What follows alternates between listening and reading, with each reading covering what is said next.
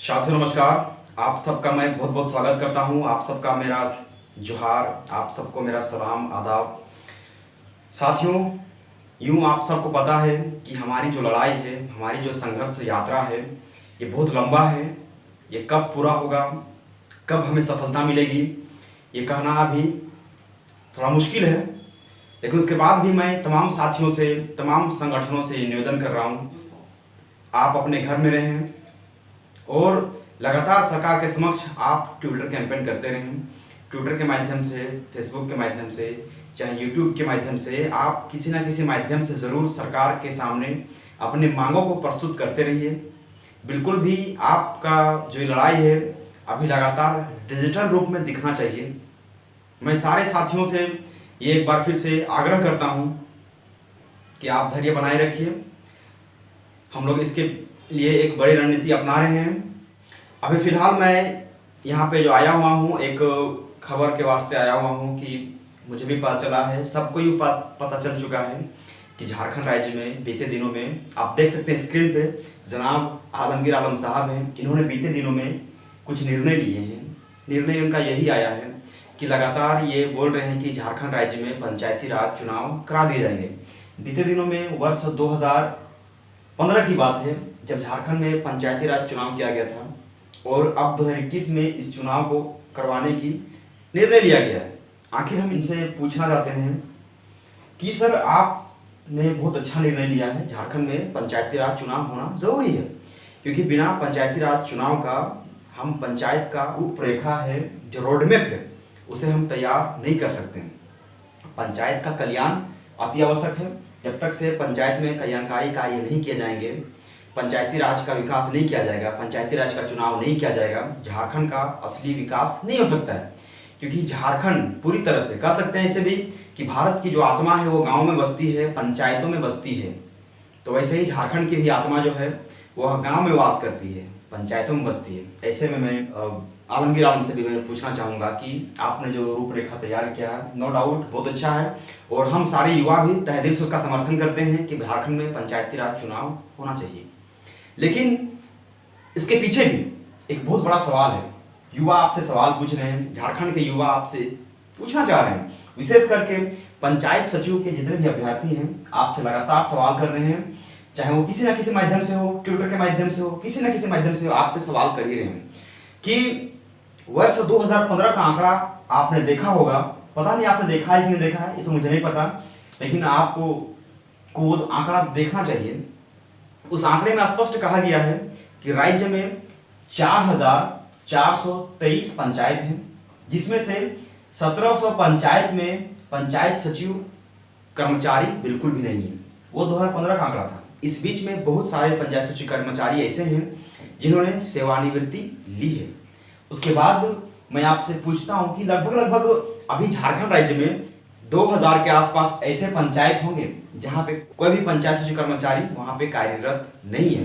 अब जब कोई पंचायत सचिव कार्यरत नहीं रहेगा तो मैं आपसे एक छोटा सा सवाल पूछता हूं कि आखिर झारखंड का जो आपने पंचायती राज का विकास का, उसके कल्याण का जो रूपरेखा, आपने जो मैप और उसका जो मापदंड तैयार किया है, रोड मैप तैयार किया है, क्या आपको लगता है कि उसमें एक हमें एक सार्थक परिणाम दिखेगा? बिल्कुल नहीं, बिल्कुल नहीं दिखेगा। क्योंकि मैं इसलिए आपसे ये सवाल कर रहा हूं क्योंकि पंचायत राज का जो चुनाव है वो होना आवश्यक है, और पंचायत राज को सशक्त बनाने के लिए पंचायत में पंचायत सचिव कर्मचारियों का होना अति आवश्यक है। बिना उसके राज्य का विकास का जो रूपरेखा और मापदंड है वो व्यर्थ है। यूं तो सबको कहा गया है कि गांव गांव, डगर डगर मुखिया और हर पंचायत पर पंचायत सचिव कर्मचारी रखते हैं नजर। ऐसे में आखिर उनका विकास अगर पंचायत सचिव अभ्यर्थियों को कर्मचारी ना बना करके किया जाएगा तो इसमें झारखंड के विकास में एक बहुत बड़ा बाधा बनेगा। क्योंकि ये पंचायत सचिव कर्मचारी वही होते हैं जो ग्राम पंचायत की बैठक को संपन्न करवाते हैं, उसकी अध्यक्षता करवाते हैं, ग्राम पंचायत का कोरम तैयार करते हैं। एसटी हो, एससी हो, ओबीसी हो, सबका वास्तविक विकास के लिए जो प्राथमिकता दर्ज की जाती है वह पंचायत सचिव कर्मचारी ही करते हैं। ग्राम रक्षा दल का जो गठन किया जाता है उसमें भी पंचायत सचिव का बहुत ही ज़्यादा भागीदारी होता है। स्थानों का आरक्षण और जो आवंटन किया जाता है उसमें पंचायत सचिव का महत्वपूर्ण भागीदारी होता है।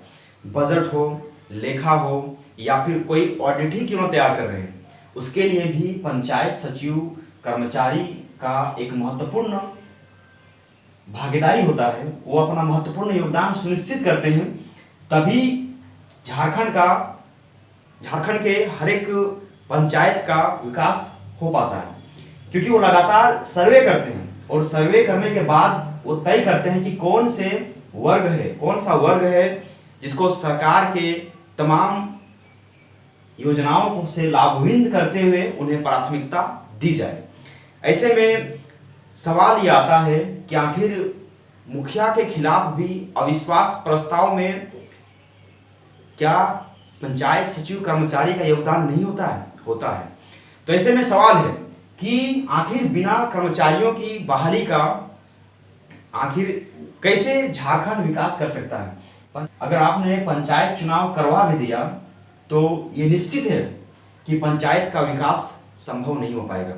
इसलिए मैं आपसे और मेरे तमाम पंचायत सचिव अभ्यर्थी आपसे अनुरोध करते हैं, रिक्वेस्ट करते हैं कि पंचायत इलेक्शन करने से पहले सारे पंचायत सचिव अभ्यर्थियों को कर्मचारी के रूप में आप नियुक्त कीजिए।